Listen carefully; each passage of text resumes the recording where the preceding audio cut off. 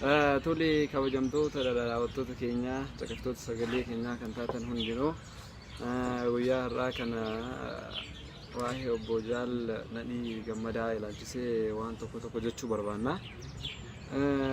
Waa'ee du'a Nadhii Gammadaa kana ilaalchisee jechuudha waan baay'ee haasawamaa oduu baay'ee dhageenyee jirra. Haa ta'u garuu nu du'a kanarraa wanni quba nu qabnu yoo jiraate obbo Jaal Nadhii Gammadaa hidhamuu isaa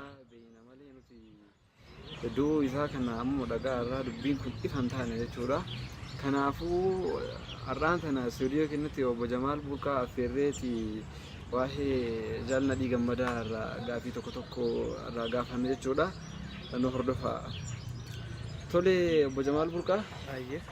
Duraan dursee baga dhuftan baga nagaan dhuftan jecha. Asham baga deemuun geenye. Mee waa'ee Jaal Nadhii Gammadaa kana ilaalchisee isin akkamitti irraa haasa'uu barbaadame?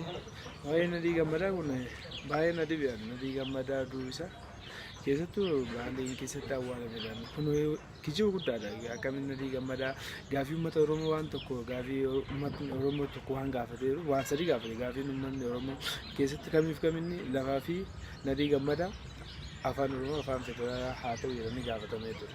Kanaafuu jarri ammas sagalee kana balleessuuf Nadhii Gammadaa du'eette holola babaasaaf ta'e FB'ratti. FB'n kun immoo holola namichi gaddise kun waan fudhatama qabu hin fudhannu waan akkanaa kana. Kanaafuu Nadhii Gammadaa har'as boris hin duune kana waan ta'eef obbo Abiy Ahmad pirezidaantiin biyyattii akka irratti xiyyeeffatee gaafii uummata Oromoo gaafate akka nu deebisu waan kabajaan isa gaafanna Nadhii Gammadaa isa akka inni jiru akka nu baasu.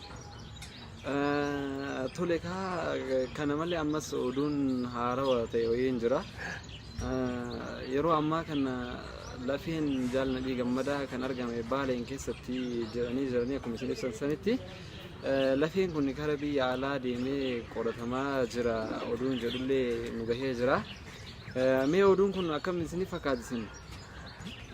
Naka dhageetti nagarrame gaafa Nadhii Gammadaa du'ee ruuyiidhaan addunyaa kanarraa buqqatti giseedhaan baay'ee garaana nyaatillee baay'ee itti gaddeelle namicha FB'n gaddisuun Nadhii Gammadaa hidhaa jira isaa beena malee du'uu isaa hin beekne kana gaafii uummata Oromoo falasheessuu ta'uu barbaadana fakkaate falasheessuu waan jedhaniif gaafiin uummata Oromoo har'as boris Nadhii Gammadaa gaafachuu isaa itti fufa malee irraan oolu. Kanaafuu maaliif lafiin kun gaafa godhatamee biyyattii deemu biyyattiin achitti kaampaasiin achitti qorataa jirurre kaampaasii wayyaanetti. Kanaafuu Nadhii Gammadaa har'as boris akka inni ruuyiin jiru waan beeknuuf akka dhageenyatti BBC irratti Nadhii Gammadaa qaamaan miidhamee jira minaan jedhanii odeessan. Qaamaan miidhamuu isaa kana gaafa uummanni Oromoo dhage nutti ka'aa jedhanii dho'isanii amma immoo shira akkamii fidan Nadhii Gammadaa du'e uummata Oromoo gadi haa qabnu. Kanaaf uummanni Oromoo Nadhii Gammadaa du'e nu marsu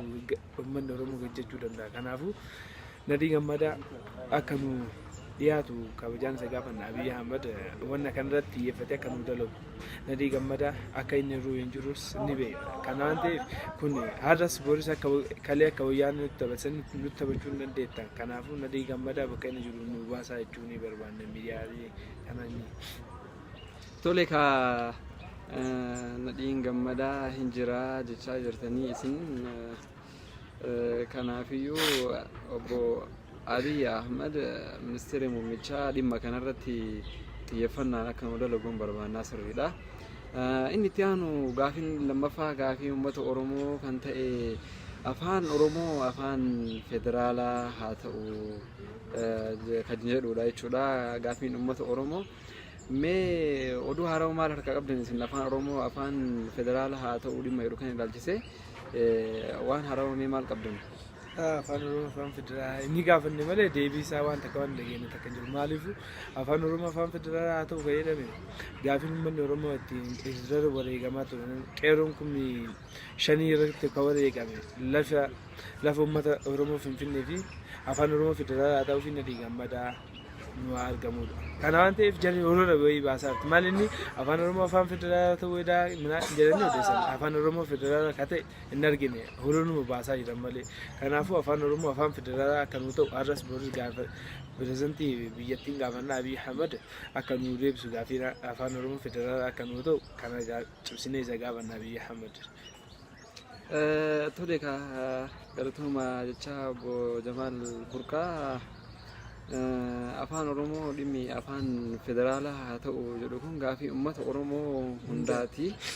Kanaafiyyuu har'as borus taatee afaan Oromoo afaan federaalaa hanga ta'utti nuti gaafiin keenya deebii hanga argatutti hin dhaabannu jechuudha.